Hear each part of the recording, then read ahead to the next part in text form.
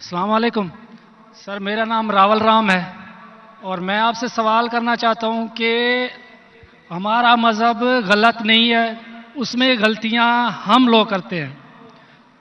जना हराम है हमारे मज़हब में, शराब नोशी हराम है, जना हराम है, मतलब कि जैसे भी गलत काम सारे गलत उसमें भी लिखे हुए हैं और यही इस्लाम में भी है।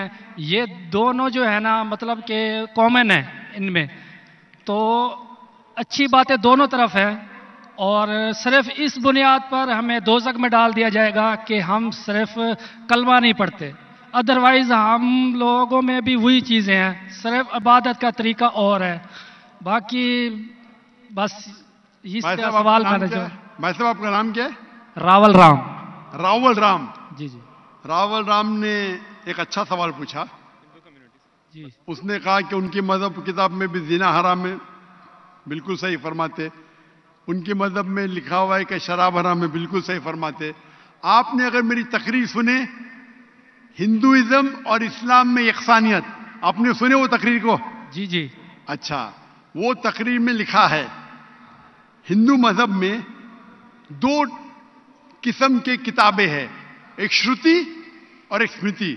श्रुति मतलब वो किताब जो भगवान की तरफ से आती, भगवान की तरफ से। स्मृति वो किताब जो इंसानों ने लिखी है। श्रुति में आता है वेद एंड उपनिषद, स्मृति में आता है महाभारत, रामायण, भगवत गीता, मनुस्मृति एटसेट्रा। आप अगर पढ़ेंगे आपके छंदोग्य उपनिषद जो श्रुति है, छंदोग्य उपनिषद चैप्टर नंबर 6 सेक्शन नंबर 2 श्लोक नंबर 1, नाकस्य कसिज,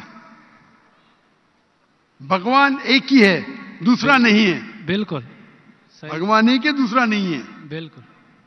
आपके किताब में लिखा है श्वेता उपनिषद चैप्टर नंबर 6 श्लोक नंबर 9, नाकस्य कसिज जनिता न पदीपा, नाकस्य कसिज जनिता न चदीपा, मतलब उस भगवान का, उस भगवान के कोई वालिदैन नहीं है, ना मां है ना बाप है ना बच्चे हैं। सही लिखा है श्वेता उपनिषद में चैप्टर नंबर 4 श्लोक नंबर 19, न तस्य प्रतिमा अस्ति, प्रतिमा के मानी होती है संस्कृत में अक्स, picture, photo, statue, idol, painting. ना तस्य प्रतिमा अस्ति, उस भगवान की कोई अक्स नहीं, कोई पेंटिंग नहीं, कोई पिक्चर नहीं, कोई फोटो नहीं, कोई स्टैच्यू नहीं, कोई स्कल्पचर नहीं। ये लिखा है यजुर्वेद चैप्टर नंबर 32 श्लोक नंबर 3 में भी, ना तस्य प्रतिमा अस्ति। तो आप अगर भगवान को मानते हैं और भगवान की मूर्ति बनाते हैं तो गलत है। आपके किताब के हिसाब से कुरान मजीद को बाजू रखो, हदीस को बाजू रखो। आप मूर्ति पूजा में मानते हैं भाई साहब? सर, मैं सिर्फ कृष्ण भगवान की मूर्ति पे मानता हूँ, अदरवाइज देवता हैं वो, मतलब उन पे सजदा नहीं कर सकते। अच्छा। सिर्फ कृष्ण भगवान को सजदा कर सकते, उसकी मूर्ति भी जायज है। ये कहां लिखा है कि कृष्ण भगवान की मूर्ति जायज है? किधर लिखा है? वो सर मेरे हिसाब से वो खुदा है हमारा, इसलिए। बराबर, हमारे हिसाब से मैं भी अल्लाह में मानता हूं, लेकिन अल्लाह की मूर्ति नहीं बना सके वो ही अल्लाह में मानता हूं। अगर अल्लाह की मूर्ति बना सके तो वो अल्लाह ही नहीं है। वलम यकुल लहु कुफुवन अहद। नारे तकबीर। भाई हमारे गैर मुसलमान भाई मुझसे सवाल पूछ रहे। तकबीर अच्छी बात है, लेकिन अभी सवाल जवाब हो रहा है, तो मेरी दरखास्त है कि जब गैर मुसलमान भाई पूछते तो उन्हें डरने लगना चाहिए। उन्हें लगना चाहिए कि आपस में हम भाईचारा है। सही। उनको डरने लगना चाहिए। डरते नहीं माशाल्लाह, लेकिन आप ऐसा मत करो कि वो डर जाए। नहीं नहीं, बराबर ना? तो आप डरिए मत भाई साहब, खाली तकबीर कह रहे। नहीं सर। तो हमारे हिसाब से जिसकी मूर्ति बना सके वो अल्लाह ही नहीं, और ये वेद में भी लिखेला है। आप इस्कॉन में मानते? सर वो तसव्वुर है, वो हमें भी पता है कि उसमें खुदा नहीं है, वो एक तसव्वुर है। हमारे इसमें खुदा का तसव्वुर करते मूर्ति बनाए तो गलत है। तो यही मैं कहता हूं, आप अपनी किताब का अमल नहीं कर रहे, आप अपनी किताब का सही अमल करेंगे तो आप भी जन्नत में जाएंगे। सही बात है, बिल्कुल। तो कुरान में नहीं क्या करते ना, हम अपना मजहब पे मतलब फॉलो नहीं करते सही तरीके से। जी जी, मेरा फॉर्मूला बहुत इजी है। सही। कुरान मजीद में लिखा है सूरह इमरान में सूरह नंबर 3 आयत नंबर 64 में, तालव इला कलिमतिन सवाइम बैना बैनकुम, आओ हम उस बात की तरफ जो आप और हम में यकसा है। सही।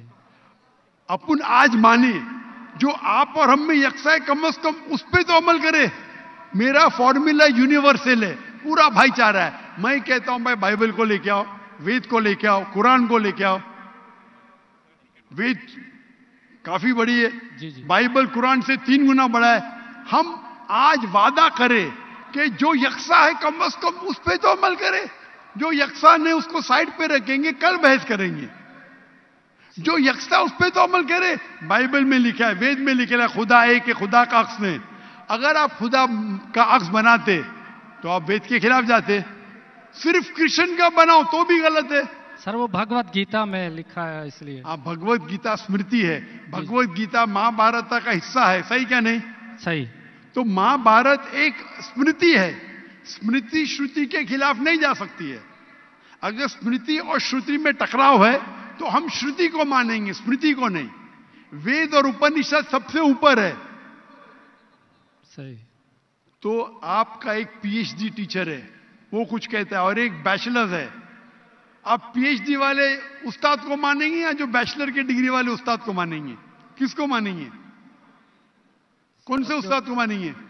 PhD sir. पीएचडी। तो आपका पीएचडी वेद है। सही। तो अगर आप मूर्ति पूजा छोड़ देंगे और आपके किताब में लिखा हुआ है, आपके किताब में लिखा है कि आखिरी पैगंबर आने वाले हैं, और आप वेद पढ़ेंगे और पुराना पढ़ेंगे, उसके अंदर कई जगह पे लिखा है कि आखिरी पैगंबर मोहम्मद सल्लल्लाहु अलैहि वसल्लम है। आप अगर कल की पुराना पढ़ेंगे, भविष्य पुराना भी है, कल की पुराना है, और आप मेरी तकरीर सुनेंगे। एक तकरीर है मेरी, मोहम्मद सल्लल्लाहु अलैहि वसल्लम का जिक्र हिंदू मजहबी किताबों में। वक्त की किल्लत होने की वजह से सिर्फ मैं छोटी पॉइंट कहूंगा। आप अगर कल की पुराना पढ़ेंगे, चैप्टर नंबर 2, श्लोक नंबर 5, 7, 11, 15, 17, उसमें लिखा है क्या? एक अवतार आएंगे, आखिरी अवतार आएंगे, जिसके वालिद का नाम है विष्णु यास। विष्णु मतलब भगवान, जी जी। यास मतलब उसका बंदा, उसका सर्वेंट। अरबी में तर्जुमा करेंगे तो अब्दुल्ला होता है। आखिरी पैगंबर आएंगे जिसका वालिद के नाम अब्दुल्ला है, उसके मां का नाम है सुमति। सुमति संस्कृत में मतलब अमन, शांति। अरबी में कहेंगे आमिना। मोहम्मद सल्लल्लाहु अलैहि वसल्लम के मां का नाम था आमिना। वो पैदा होंगे एक अमन शहर में, मक्का। उस शहर के ग्रोह के लीडर के कबीले में पैदा होंगे, कुरैश के कबीले में। उसके 4 करीब दोस्त होंगे। जिक्र हो रहा है खुलफा राशिदीन का। और मोहम्मद सल्लल्लाहु अलैहि वसल्लम का जिक्र तो बहुत लंबा है, 2 घंटे की तकरीर दे सकता हूं मैं। सही। तो अगर आप अपनी किताब में मानते, आपको मानना पड़ेगा कि आखिरी पैगंबर मोहम्मद सल्लल्लाहु अलैहि वसल्लम है। आप मानते कि आखिरी पैगंबर मोहम्मद सल्लल्लाहु अलैहि वसल्लम है? सर मैं पढ़ी नहीं है, मैं भी बस ऐसे मतलब कोई सही तरीके से नहीं पढ़ा है, इसलिए मुझे पता नहीं है उसमें। नहीं पढ़ा तो गलती किसकी? मेरी है? मेरी गलती है, मैं मान रहा हूं। तो हमारे ऐसे करोड़ों लोग हैं जो नहीं फॉलो करते हमारे मजहब को, इसीलिए हिंदुस्तान में जब मेरी तकरीर होती है, जी जी, तो हिंदू का मजमा इससे बड़ा होता है। बिल्कुल देखा है। 5 लाख, 10 लाख, 25%, 20% गैर मुस्लिम होते, 20% हिंदू होते। तो 10 लाख का 20% कितना? वो 2 लाख। ये 2 लाख का तो मजमा नहीं ना, क्योंकि हिंदुस्तानी मुझसे मोहब्बत करते हैं जी, और गैर मुस्लिम भी मोहब्बत करते हैं। वो पॉलिटिशियन है जो प्रॉब्लम होता है उनको, वोट बैंक का प्रॉब्लम है। अरे हम लोग तो हार जाएंगे अभी। हिंदू जब मेरी तकरीर सुनते कहते कि 2 घंटे में हमने वो सीखा जो हमने 40 साल हमें पता नहीं था। तो मैं अभी जो मैं हवाला दिया, रेफरेंस के साथ आपकी किताब का हवाला दिया, तो आप अगर सच्चे हिंदू है तो आपको मानना पड़ेगा कि एक भगवान है, उस भगवान की मूर्ति नहीं है, उसके आखिरी पैगंबर मोहम्मद सल्लल्लाहु अलैहि वसल्लम है। तो आप अपनी किताब पे अमल करेंगे? जी करूंगा। और जो चीज यकसा है कम से कम उस पर तो अमल करो। जो टकराव है वो बाद में, मैं जानता हूं, मैंने तकरीर की है, इसमें लिखा है कि हिंदू मजहबी किताब में लिखेला है शराब पीना हराम है, कुरान में लिखेला है। आपकी मजहबी किताब में यह भी लिखा है कि सुअर का गोश्त खाना हराम है। सही। और आपकी किताब कुरान से सख्त है, उसमें लिखा है कि अगर आप सुअर का गोश्त बेचेंगे तो पैर और हाथ, उल्टे पैर और उल्टे हाथ काटना चाहिए। ये किधर हदीस में नहीं लिखेला है, ना कुरान में लिखेला। आपकी मजहबी किताब मनुस्मृति में लिखा हुआ है कि आप उल्टे हाथ और उल्टे पैर काटो अगर वो सुअर का गोश्त बेचता है तो। सही। तो अगर आप सही हिंदू है, आपकी मजहबी किताब पढ़ो। आपकी मजहबी किताब में लिखा हुआ है कि आखिरी पैगंबर आएंगे और आखिरी पैगाम देंगे। आखिरी पैगंबर मोहम्मद सल्लल्लाहु अलैहि वसल्लम है और आखिरी पैगाम है कुरान मजीद। सही। तो अगर आप सच्चे हिंदू हैं तो आपको कुरान मजीद और मोहम्मद सल्लल्लाहु अलैहि वसल्लम की बात मानना पड़ेगा। आप देखेंगे हिंदुस्तान में हजारों की तादाद में हिंदू इस्लाम कबूल किए। अल्लाह हिदायत दिया, मेरे वजह से ने, अल्लाह ने उन्हें हिदायत दिया। क्या मेरे तकरीर के बाद कई लोग, चाहे मजमे में चाहे घर पे, अल्लाह उन्हें हिदायत दे रहा है। मैं आपसे पूछना चाहता हूं, आप मानते हैं कि अल्लाह के आखिरी नबी मोहम्मद सल्लल्लाहु अलैहि वसल्लम है? सर मैंने अभी देखना है, जाके पढ़नी है किताब, अगर उसमें है तो ठीक है, सही बात है। तो मेरी आपसे दरखास्त है कि आप मेरा वीडियो कैसेट जी हिंदुइज्म और इस्लाम में यकसानियत देखिए जी, और उसको देखने के बाद अगर कोई सवाल है तो मुझसे पूछिए।